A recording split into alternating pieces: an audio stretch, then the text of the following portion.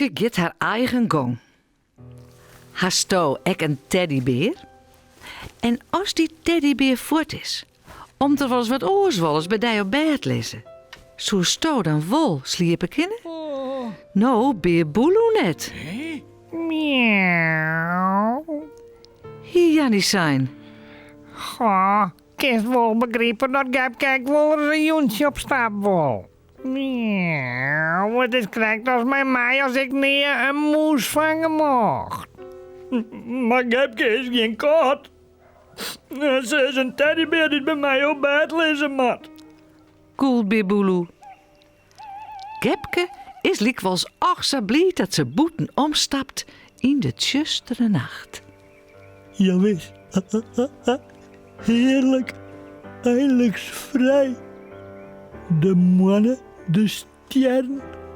Alles is mij liever als bij Bibbelo onder de tekens te lezen. Maar dan zucht ze nog eens om haar heen. Maar nou ben ik alleen. Er is geen oren teddybeer van mij. Sjurderes! Hey, Gepke, wat doest u daar? Dat is Wikje de heks. Gepke schrikt nou heel bot. Maar, Stammet ze bang. Hoes net bang te wezen, ja? Spring maar achter op mijn bezem, dan breng ik die naar Berenloon. Dat liet Gepke haar geen twee keer sissen. Gauw gaat ze zitten en hopla. hopla. Daar gaat het alweer, de loft in.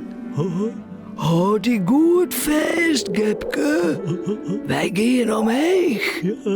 En ja, Jer, de bezem gaat heger en heger. Ja.